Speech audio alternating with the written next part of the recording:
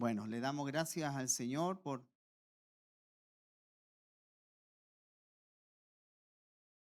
permitirnos llegar hasta aquí. Ya estamos en el mes de mayo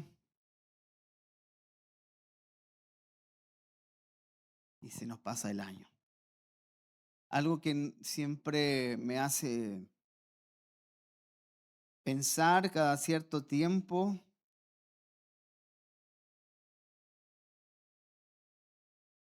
es el hecho de que el tiempo pasa muy rápido y de que la misma Biblia nos exhorta y nos enseña a redimir el tiempo, a aprovechar el tiempo.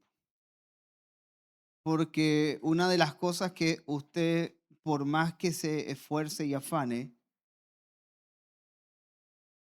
usted nunca podrá recuperar el tiempo. Eso, recuperemos el tiempo perdido, no, eso es una ilusión, porque el tiempo perdido se perdió. Lo que tenemos que aprender es a redimir el tiempo ahora, aprovechar el tiempo, porque lo que no se hizo, no se hizo. Fíjese que hay muchos premios, poemas, canciones que nunca se escribieron y reposan en un cementerio. Hay palabras que nunca se dijeron. Yo he experimentado, puedo atestiguar de que lo que no se dijo puede ser absurdo lo que digo o muy tonto lo que estoy diciendo, pero lo que no se dijo, no se dijo. Yo he presenciado el fallecimiento de algunas personas, he estado en el post-mortem y el llanto, escuche, el llanto desgarrador de un hijo que no le dijo al papá o a la mamá lo que tenía que decirle, eso te eriza la piel, te eriza la piel. Porque llegó el tiempo y no hay remedio. Entonces, no sé por qué le estoy diciendo esto, pero nosotros, según la Escritura, debemos aprender a administrar el tiempo. Eclesiastés 3 nos dice que todo tiene su tiempo. Todo tiene su tiempo. Y que en virtud de que todo tiene un ciclo, porque la vida es cíclica. Cuando Fran pidió recién que se levantaran, ¿cierto?, para orar, yo lo hubiese dicho de otra manera. Levanten la mano todos los que tienen su número de RUT 16 millones. ¿Cuántos tienen 16 millones? Hacia abajo. ¿Cuántos? Levanten la mano. Levante la mano. Ya. Todos ustedes están exentos de levantarse porque ya a esta edad cuesta levantarse de la silla. De 17 para arriba ya no hay problema. Pero eso, ¿sabe lo que nos habla? Del paso del tiempo. El paso del tiempo. Y caramba que el tiempo vuela. El tiempo vuela.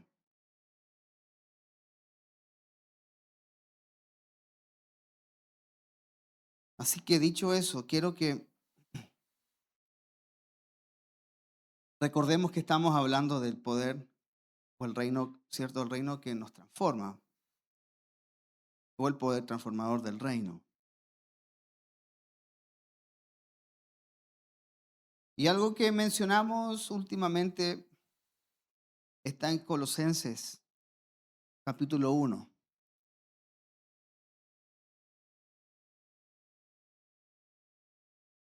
Colosenses capítulo 1, versos 9 y 10.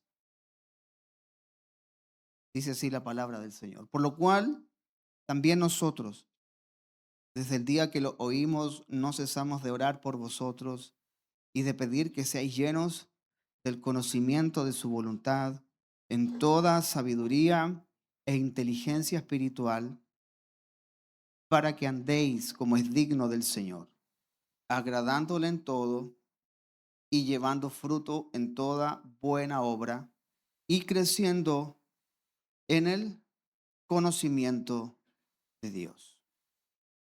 Mire, la vida humana desde el momento de la concepción es un continuo, es una vida que comienza y no se detiene hasta la muerte. Desde que se concibe, desde que el hombre engendra, la mujer concibe, la vida comienza un ciclo de vida en desarrollo. Entonces, eso usted lo puede notar sin hacer humor de esto. Vea las fotos de niño, de adolescente, de joven, de adulto joven, de adulto maduro y ya en la vejez. Conservamos ciertos rasgos, pero ya hay cosas que han ido cambiando, porque la vida está en un continuo movimiento. Vamos creciendo y al mismo tiempo envejeciendo. Entonces, lo que hemos recibido de parte de Dios, que es la vida de Dios, que Él nos dio vida. Estábamos muertos en delitos y pecados y Él nos dio vida. Y esa vida es de un continuo crecimiento, nos lleva a crecer, no se detiene. La única manera en la que la vida humana podría tener algún tipo de estancamiento, si hablamos de la parte física, es porque puede haber algún problema. Algo está pasando en nosotros, pero desde lo más importante, que es el interior, que es el carácter. Porque usted puede ver a un adulto sentado al lado, pero por dentro es un niño de 15. Se enoja por todo. Se siente porque no lo saludan. Un viejo de 40, hermano. Yo tengo 42, estoy ahí. Entonces, por fuera hemos crecido, pero por dentro nos estancamos. Y hay un estancamiento.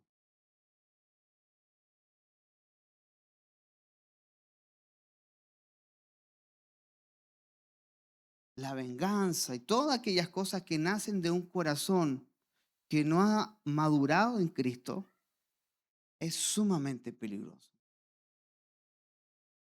Qué peligroso es un hombre que se ofende fácilmente.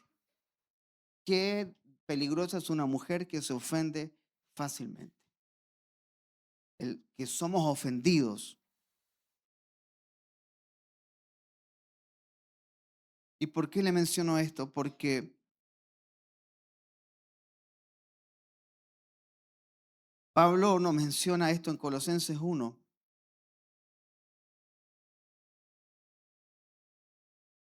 Y Pablo desea que la iglesia del Señor sea llena del conocimiento de su voluntad.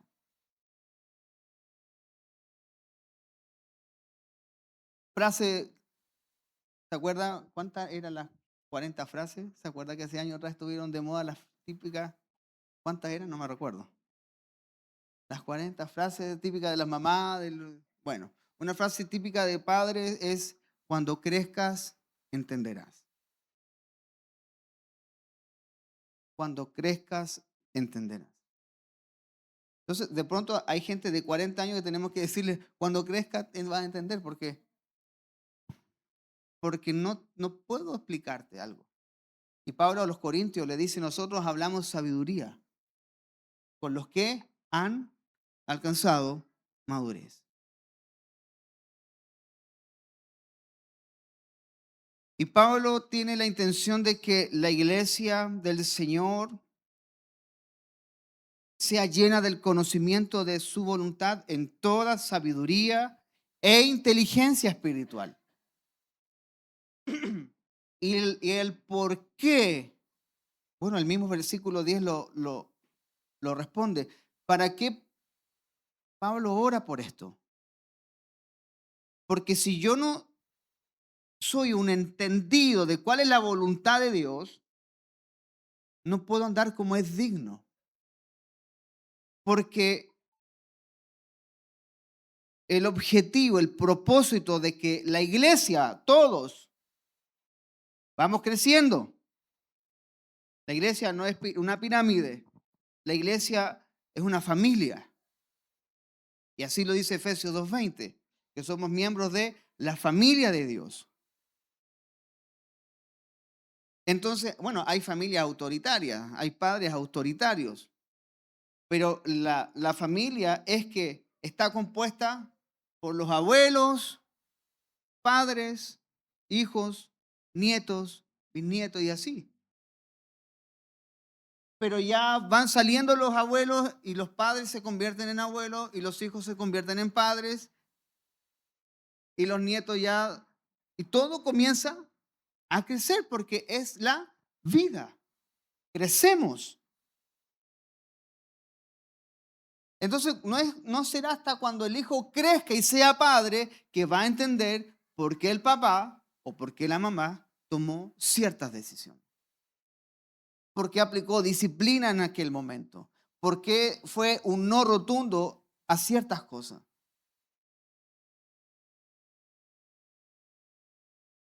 Ahora, cuando nosotros, mediante el Espíritu, ¿sí? Esto no pasa por nuestra inteligencia, esto no pasa por la sabiduría humana, esto pasa por lo espiritual, por lo que Dios en su soberana gracia nos concede de conocer su voluntad en toda sabiduría e inteligencia espiritual. Y la razón por la que lo hace el Señor es para que andemos como es digno. Porque no es solo conocer, sino es llevar también fruto. Pablo, cuando dice para que anden como es digno del Señor, ocupa la palabra en andar, que es peripateo. Y esto significa todo el conjunto de las actividades de la vida. Debes andar como es digno del Señor en todo el conjunto de las actividades de tu vida, como trabajador, como ciudadano, como hijo, como padre, como abuelo, en cualquier actividad, como estudiante. En cualquier actividad que tú te desarrolles, debes andar como es digno del Señor. Pero la única forma de que andemos como es digno del Señor es que conozcamos su voluntad, que nos llene del conocimiento de su voluntad. Porque andar como es digno del Señor es el resultado de tener el pleno conocimiento de la voluntad de Dios. Tal andar es un andar en el cual vivimos a Cristo. Ahora,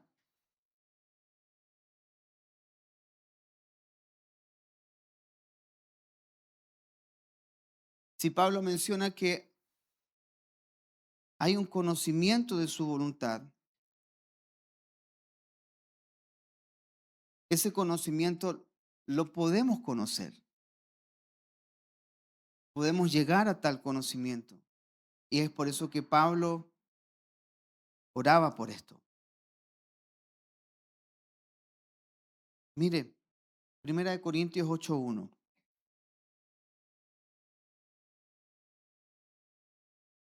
Vamos a hablar un poco del conocimiento.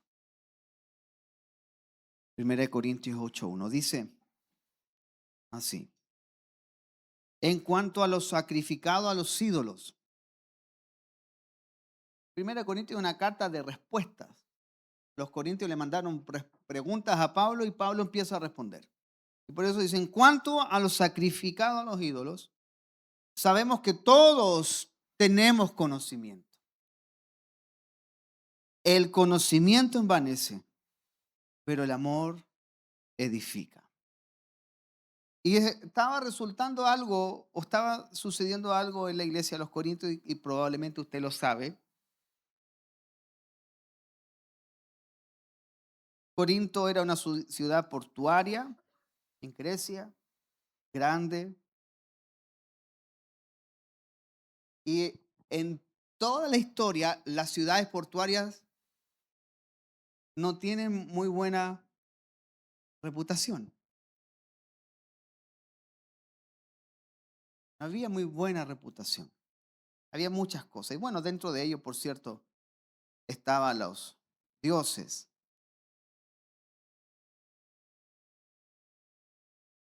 Equivocadamente, mucha gente se toma de este capítulo o de este versículo para decir, no es necesario estudiar la Biblia, porque el conocimiento envanece. Y lo toman así. ¿Para qué estudiar teología?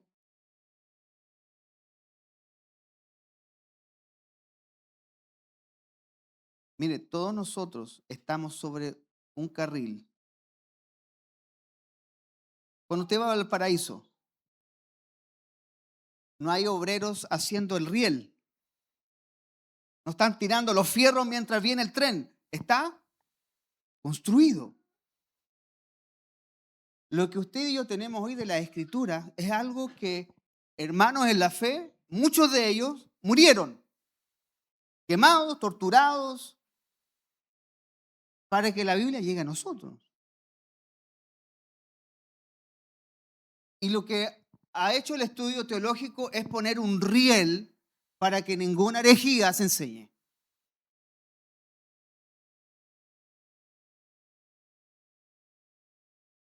Herejías que tienden a volver,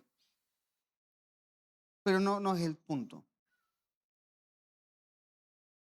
Entonces, el conocimiento que ocupa Pablo acá es gnosis. Gnosis. Y primeramente, este tipo de conocimiento busca saber, es una búsqueda, es una investigación.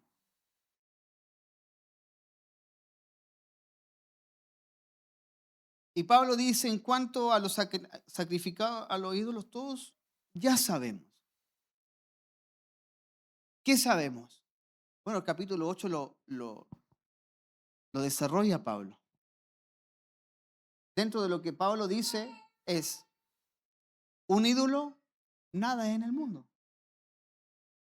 ¿Qué es un ídolo al lado de Dios? No es nada.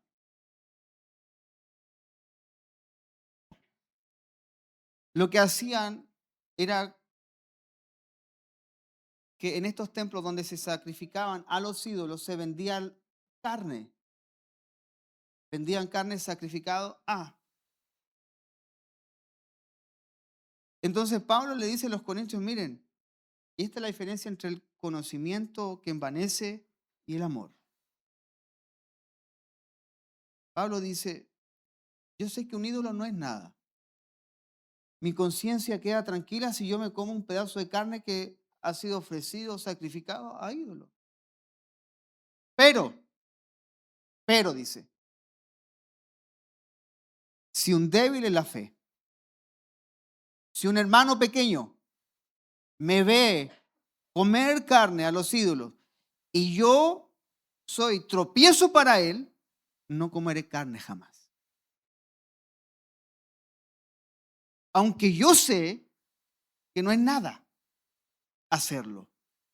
Mi conciencia queda tranquila, pero si eso a mi hermano le produce una mala conciencia, yo no lo haré. ¿Por qué el conocimiento envanece? Porque el conocimiento en que envanece, tú dices, me da lo mismo lo que piensa el hermano. Me da lo mismo tu postura. Yo estoy con mi conciencia tranquila y lo hago igual. Y se pierde un hermano. Me doy a entender. Me da lo mismo lo que digan, si total yo tengo mi conciencia tranquila. No, Señor te reprenda.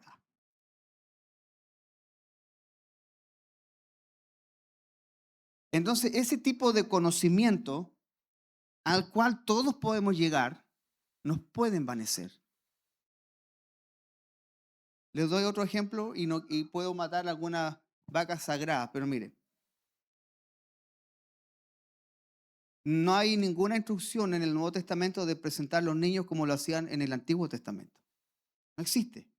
No hay una instrucción apostólica de repetir esa práctica. Es más, si quisiéramos hacerla tal cual, tendríamos que hacerla al octavo día y quizás circuncidar al niño. Pero no existe esa instrucción. Entonces yo le podría decir a alguien, ¿sabe qué, hermano? Eso no está en la Biblia, en el Nuevo Testamento. No lo haga. Y el hermano se puede ofender. ¿Usted quiere hacerlo? ¿Usted cree que con esto, amén? Amén, lo presentamos. Cosas como tales, el conocimiento nos envanece, pero el amor edifica. Son cosas que no son salvíficas. Son doctrinas o enseñanzas que no nos apartan de la fe, pero sí podemos hacer tropezar a alguien por tener un conocimiento mayor y sostener la verdad. Por eso Pablo dice, el conocimiento envanece. No me recuerdo el concepto, la palabra griega de envanecer, pero envanecer era cuando tienes humo en los ojos. ¿Se logra ver? Cuando están, ¿te acuerdas del asado hace poco? Tiró más humo que es imposible ver. El envanecimiento no te hace ver la realidad. El amor edifica. Oseas 4:6 es otro capítulo sumamente enseñado respecto de lo mismo. Oseas 4:6. Mi pueblo fue destruido porque le faltó conocimiento.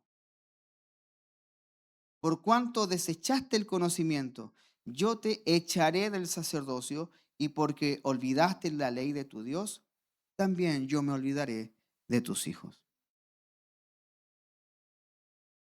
Ahora aquí tenemos otra posición. Le faltó conocimiento.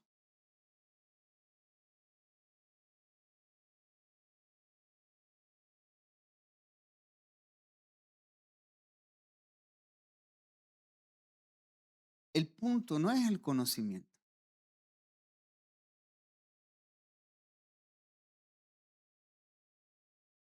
Sabemos que todos tenemos conocimiento. La pregunta es, ¿a quién envanece?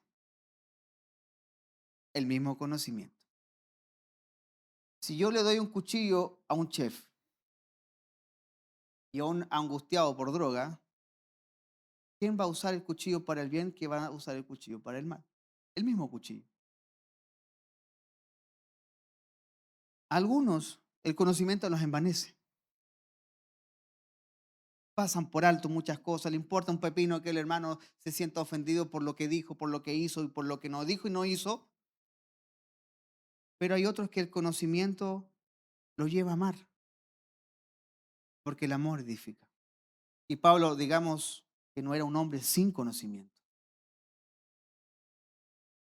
era un hombre letreado, preparadísimo, pero con fruto, que era el amor. Dicho esto, la evidencia de que hay fruto es porque estamos creciendo en el conocimiento de Dios. Y este proceso se lleva a cabo, y este proceso que se lleva a cabo es posible por el poder que actúa en nosotros. El gran error de la gente es pensar que leer un libro es letra, leer la escritura es letra y orar es espíritu. y separan la letra del espíritu. Y no se han percatado que cuando están leyendo y están escuchando su voz interior, es la voz de Dios hablando, porque la escritura fue inspirada por Dios. Y el verbo se hizo carne. Y Jesús dijo, las palabras que yo os he hablado son espíritu y son vida. Cuando Jesús dijo en Juan capítulo 6, porque mi carne es verdadera comida y mi sangre verdadera bebida. Y ahí los religiosos decían, ¿cómo vamos a comernos a este hombre? ¿De qué está hablando? Es cuando tú vas a la escritura, tú tienes tu tiempo con el Señor de oración y de palabra, tú estás comiendo al Señor. Él es nuestro alimento. Jesús dijo, vuestros padres comieron el pan en el desierto. ¿Se acuerdan? El maná. Pero Él es el verdadero pan que ha descendido del cielo. Él es el alimento del creyente. Por eso que la evidencia que hay fruto es porque estamos creciendo en el conocimiento de Dios. Y este proceso que se lleva a cabo es posible por el poder que actúa en nosotros. Efesios 1:19. Efesios 1:19. ¿Y cuál la supereminente grandeza de su poder para con nosotros los que creemos? La supereminente grandeza, no ni siquiera dice lo grande de su poder, la supereminente grandeza de su poder para con nosotros los que creemos. ¿Cuántos creen aquí? Según la operación del poder de su fuerza. Por eso que este poder no es para cualquier persona, es para los hijos. Este poder que nos transforma, este poder que nos lleva a conocer la plenitud de su voluntad, actúa solamente en los creyentes.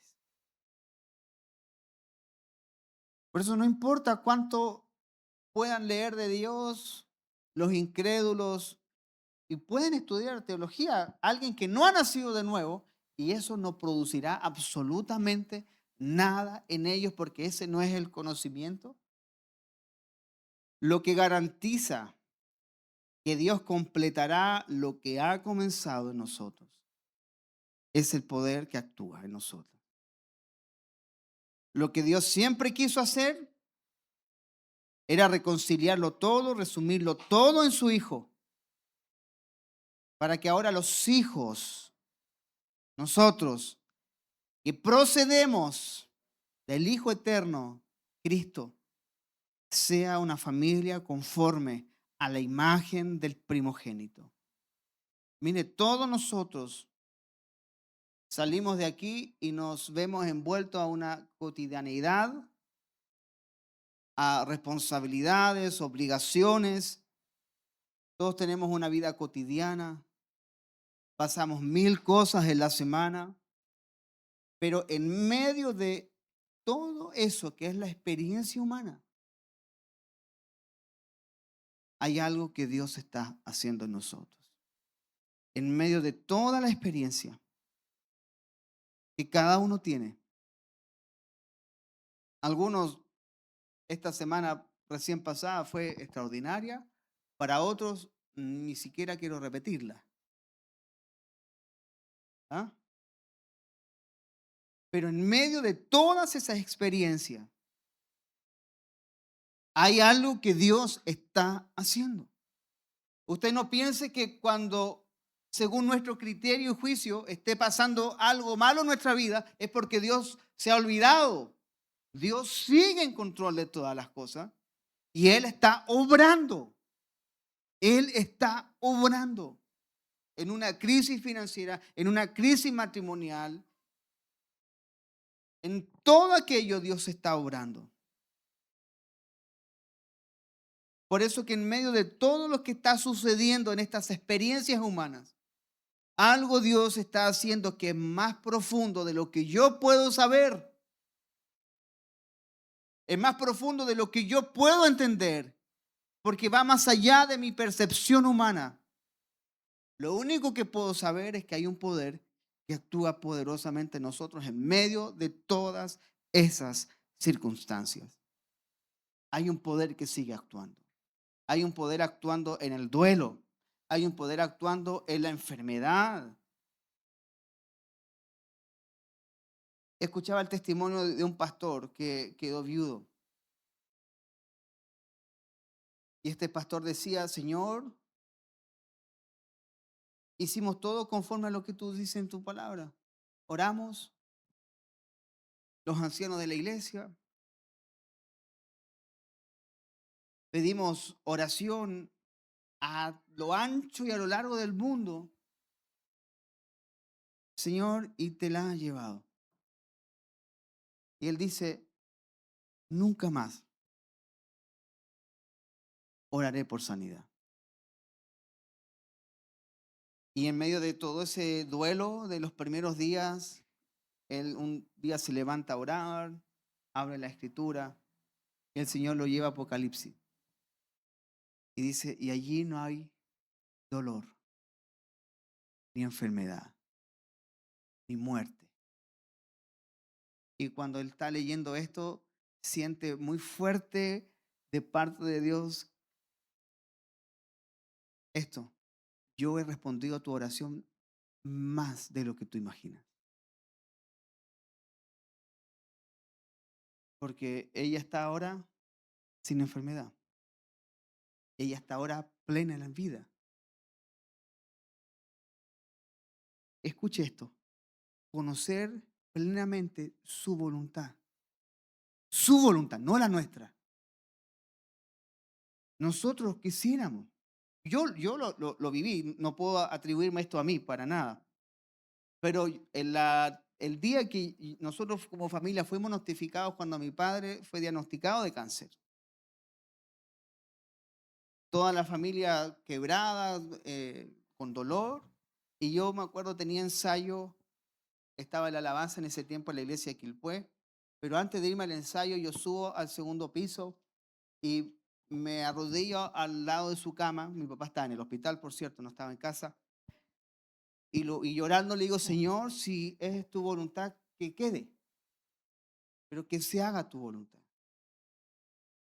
Eso habrá sido a las 7 de la tarde de ese día miércoles. Y nosotros a las 5:30, 6 de la mañana recibimos la llamada del otro día, del jueves, que mi papá había partido a la presencia del Señor. Y me hace sentido este testimonio. Yo he contestado a tu petición más allá de lo que tú imaginas. Pero ¿sabe lo que pasa, hermanos? Debemos ser esta iglesia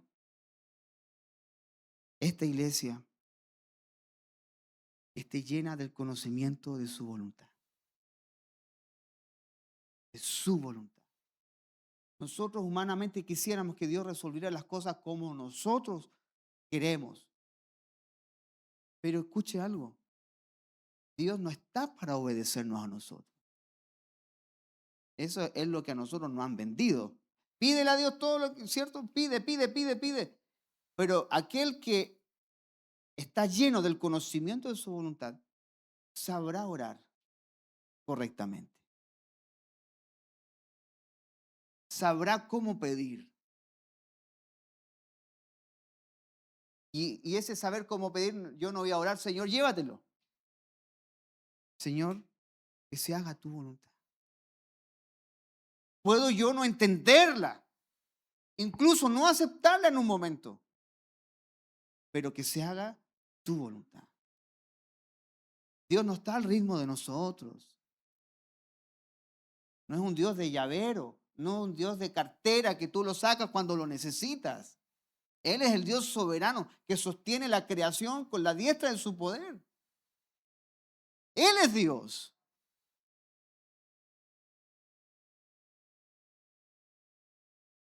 Y de pronto se nos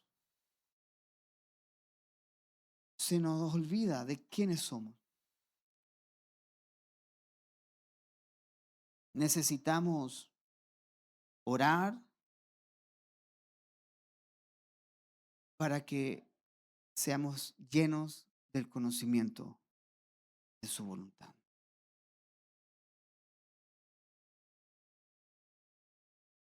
Por eso, en medio de todas las experiencias humanas y del dolor profundo o de las grandes victorias y de las grandes derrotas, Dios está obrando. Como dije la semana pasada, hay victorias que corrompen y derrotas que bendicen. Hay muchas victorias que corrompen. Gente que buscó y anheló el poder y anheló esto y fue corrompido. Pregúntele a Saúl cómo el poder puede corromper, cómo grandes victorias corrompen, pero cómo muchas derrotas bendicen. Por eso que, hermanos, debemos saber que Dios está obrando en todas las esferas de lo superficial. Porque precisamente ese, ¿sabe qué? Nuestro reto no es atar potestades. Él los despojó. Nuestro reto no es despojar a Satanás. Es más, el libro de Judas nos dice que cuando Satanás disputaba con el arcángel Miguel el cuerpo de Moisés, Miguel le dice que el Señor te reprenda, ni siquiera nada. Y nosotros andamos maldiciendo a cualquiera que se nos cruza por el camino, Señor. Llévatelo, te lo mando. Pero precisamente este es nuestro gran desafío. ¿Sabe cuáles son las experiencias humanas? No que si lo destaparon en la noche usted, o si le dio la parálisis del sueño y usted, un espíritu me está... ¿Sabe que ese no es su gran reto? Ese no es su desafío. Su gran reto son las experiencias humanas, porque todas nuestras vidas están sumergidas en la esfera de lo superficial. Satanás no necesita mostrarse, no necesita enviarte a un demonio a la casa, necesita afanarte. Satanás solo necesita afanarte, producir ansiedad, distraerte. No necesita un espíritu con tal de que te afanes. Porque los espinos de Mateo 13, que ahogan la semilla, es el afán. Con que estés afanado, Satanás dice, hemos hecho. Por eso que nuestro gran reto, amados hermanos, son las experiencias humanas. La economía, los estados de ánimo, las relaciones con la familia, nuestras metas, el trabajo. Porque la mayoría de nosotros tenemos ciertas inconsistencias. Hay altos y hay bajos. Llegas desanimado a casa porque en el trabajo pusieron una meta muy alta, porque aquí, porque allá. Entonces ese es tu desafío. Y no te estás dando cuenta que en medio de eso Dios está actuando en ti para que el afán no gobierne. Por eso que en muchas ocasiones, escuche esto, somos más gobernados y regulados por las sensaciones del alma a la cual estamos acostumbrados a obedecer. Estamos acostumbrados a que si se están poniendo complicado en el trabajo, dejo todo botado. Es más fácil. Si tengo un conflicto con una persona, lo bloqueo o no lo veo más. Olvídate. Estamos acostumbrados a ello. Porque estamos durante toda la vida, hemos sido gobernados y regulados por estas sensaciones. Pero lo que no estamos acostumbrados es a la realidad del poder que actúa en nosotros. No estamos acostumbrados a las cosas del Espíritu. Porque convengamos en algo. Cuando Pablo menciona en Gálatas 5 los frutos, las obras de la carne, qué fácil son identificarlas, ¿no? Qué fácil identificar cuando algo de la carne sale de nosotros. La ira, las envidias, los celos, ¿cierto? Qué fácil. Pero ¿cuándo andamos en el Espíritu? El Espíritu en fruto, el fruto del Espíritu. Es mucho más fácil identificar cuando estamos en la carne que cuando estamos en el Espíritu. ¿Sabe por qué? Porque pensamos que andar en el Espíritu son saltos, gritos, solamente orar y solamente orar, leer la Biblia. Pero dice más, el fruto del Espíritu es amor, gozo, paz. Cuando usted está en casa y usted puede estar tranquilo, a pesar de todo lo que esté pasando, eso es estar en el Espíritu. Pero como nos acostumbramos a lo apocalíptico, cuando Juan dice, yo estaba en el Espíritu en el día del Señor, pensamos que estar en el Espíritu es ir a la Nueva Jerusalén. Pero andamos en el Espíritu de una manera más real. ¿Por qué? Porque estamos siendo desafiados a andar en el Espíritu de las experiencias humanas. En cuando se pone una carga sobre ti, y no es que andar en el Espíritu no te haga sentir lo malo, la ansiedad, el afán. Claro que lo vas a sentir, pero andar en el Espíritu te va a decir, es tiempo de orar. Es tiempo de soltar la carga. Y el Espíritu Santo va a regular nuestro interior. Por eso que en la esfera del alma, que son las emociones, la voluntad, el intelecto, hay profundas influencias. Es allí donde todos nosotros hemos nacido en este mundo, en la esfera de las influencias. No debemos extrañarnos ni sentirnos mal por ello, porque todos llegamos a lo mismo.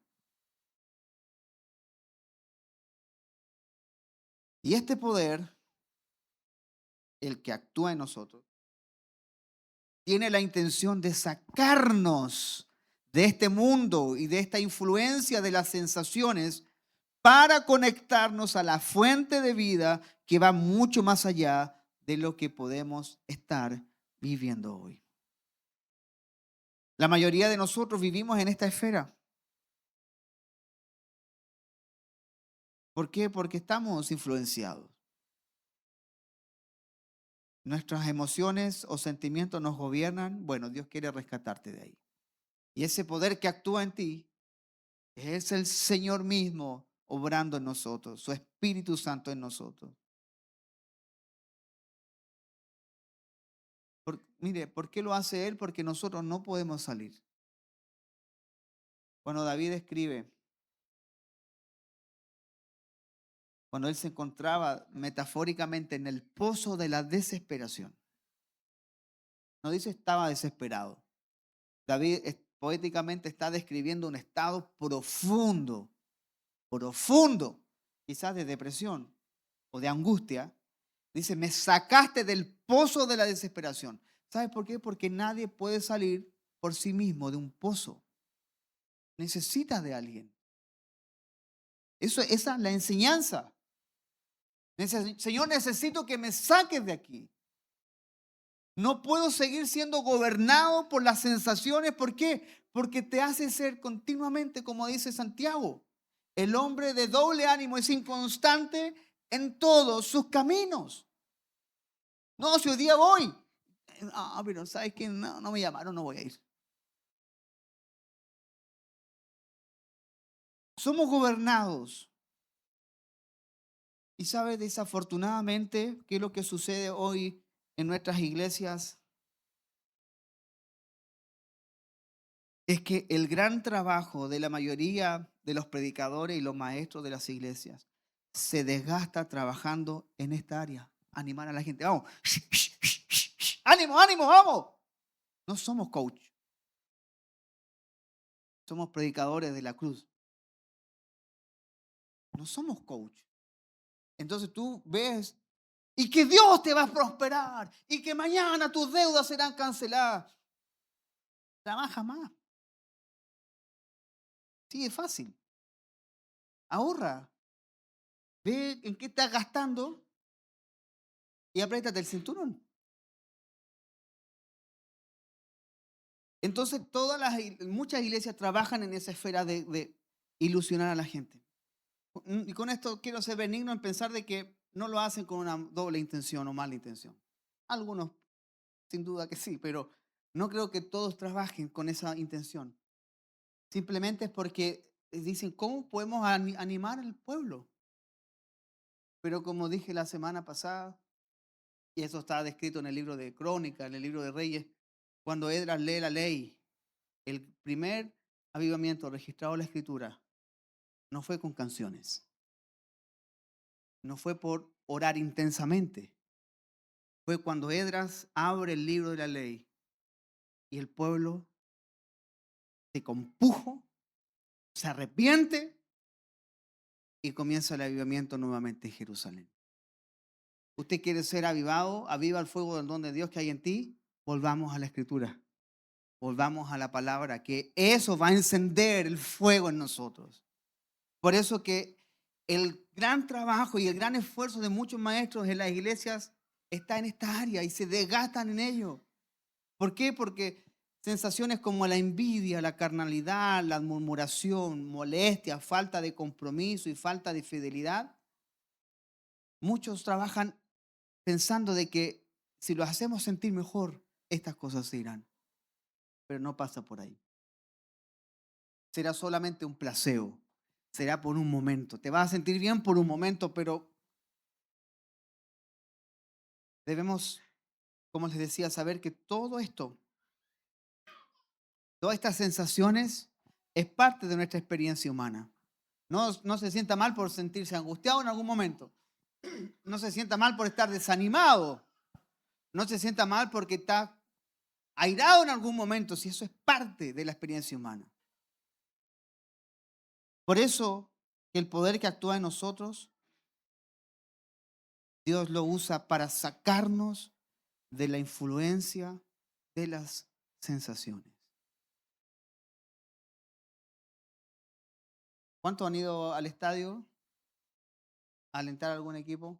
¿No es cierto? ¿Cuántas cosas le gritan a los jugadores, Basti? Descaradamente, sobre todo al lateral. Le gritan, le gritan, le gritan. Pero si no está enfocado y se deja llevar, aunque muchos se dejan llevar y ahí es donde pegan, lo expulsan, hacen obscenidades al público, ¿cierto? Y lo expulsan. ¿Por qué? Porque no saben regular esa influencia. Y así está el mundo con nosotros. ¿Sabes lo que hace Satanás? Levantar voces para desanimarte, provocar ciertas cosas para sacarte. Es como el Coliseo Romano. Usted está en la arena y hay 20.000 personas pidiéndote la muerte. Que muera.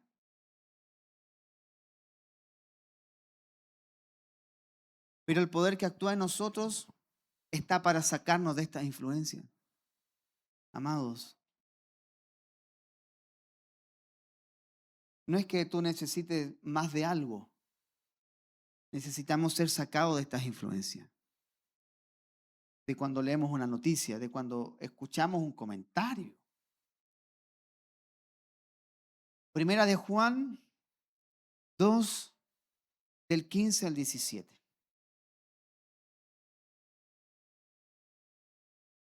Voy a terminar un poquito antes hoy día. Me avisan cómo vaya para si estamos listos. Tráigame dos por mientras, por favor. Hermano. Primera de Juan 2, del 15 al 17. Dice, no améis al mundo, ni las cosas que están en el mundo. Si alguno ama al mundo, el amor del Padre no está en él. Porque todo lo que hay en el mundo, los deseos de la carne, los deseos de los ojos, la vanagloria de la vida, no proviene del Padre, sino del mundo. Y el mundo pasa y sus deseos, pero el que hace la voluntad de Dios permanece para siempre. Juan aquí toma el concepto, ¿cierto?, de la voluntad de Dios, que oraba Pablo para que seamos llenos de ¿qué? Del conocimiento de su voluntad, de su voluntad. Todo esta fuente de influencias que hablaba recién, la Biblia, por medio del apóstol Juan, lo llama mundo. El mundo no es planeta, el mundo es el orden en el que el planeta opera, es el sistema. Y el mundo tiene dos órdenes, tiene dos gobiernos. O este planeta, perdón, tiene dos órdenes y dos gobiernos, el reino y el mundo. Y Pablo dice en Colosenses 1:13 que Dios nos libró de una potestad de tinieblas y nos trasladó al reino de su amado Hijo.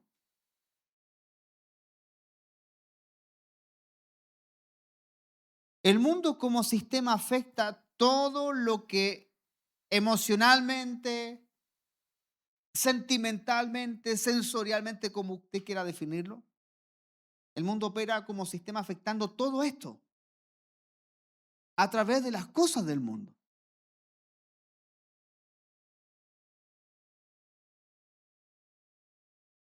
Algo que dice el apóstol Juan y menciona que están los deseos de la carne, que creo que todos, cada uno de manera particular podría decir, mi carne desea tales cosas, pero sé que no debo hacerlas. Deseo, pero también están los deseos de los ojos, todo lo que se ve. Como dijo Steve Jobs, la gente no sabe lo que quiere hasta que se lo muestras. Si tú le muestras esto, la gente va a decir lo necesito.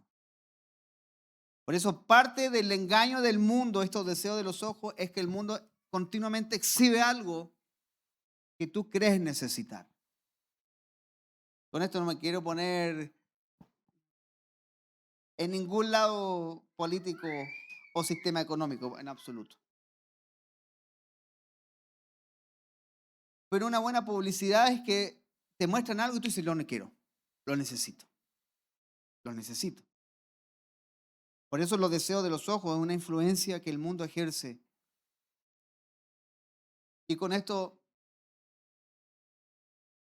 entendemos que es la razón por la cual el poder de Dios, el poder que actúa en nosotros, nos saca de todas estas influencias. Y debemos ser sacados. Debemos ser sacados. No es que no tengas algunas metas en la vida, no que tengas algunos, quieras aspirar a algo más, haya una sana ambición en el hecho de, hoy necesitamos una casa más grande, necesitamos un auto más cómodo porque no te puedo llevar mientras voy manejándolo. Necesitamos, ¿cierto? Una sana ambición de esto puede ser requerido. Pero el mundo es engañoso. Y el problema es que el que ama al mundo se constituye enemigo de Dios. Entonces, todas estas influencias que ejerce el mundo sobre los hijos de Dios, porque el mundo está muerto, la gente no percibe. Hoy día la evidencia de que tú has nacido de nuevo es que se está desarrollando una batalla en tu interior entre todas estas cosas, los deseos de la carne, los deseos de los ojos y la vanagloria de la vida, y está el deseo de hacer la voluntad de Dios. Porque si no tuviésemos el deseo de hacer la voluntad de Dios, si no hemos nacido de nuevo, nosotros nos entregamos a rienda suelta a esto, a los deseos de la carne, los deseos de los ojos. y la vanagloria de la vida. Pero la palabra dice que el Señor nos liberó de esta potestad, de este poder.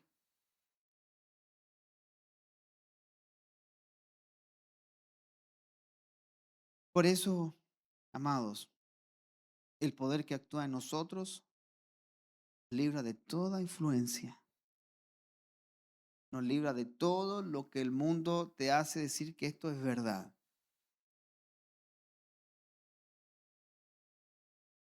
El mundo tiene su estereotipo de persona y el reino también.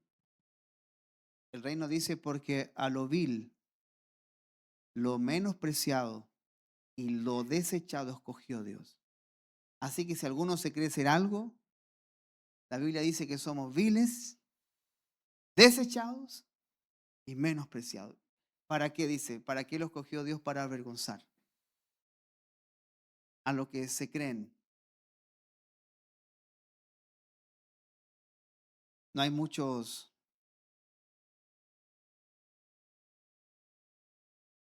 doctos entre nosotros. No es que no lo hayan, pero no es que abunden. Y Dios ha escogido y te ha escogido a ti, no para que tenga un buen pasar en la vida. Dios te ha escogido a ti para que el poder que actúa en ti te transforme, te liberte de todas las influencias que el mundo ejerce. Y que en el lugar donde tú te mueves, hoy día no sea que ellos te influencien, sino como dice Mateo 5, tú seas la sal de la tierra y la luz del mundo.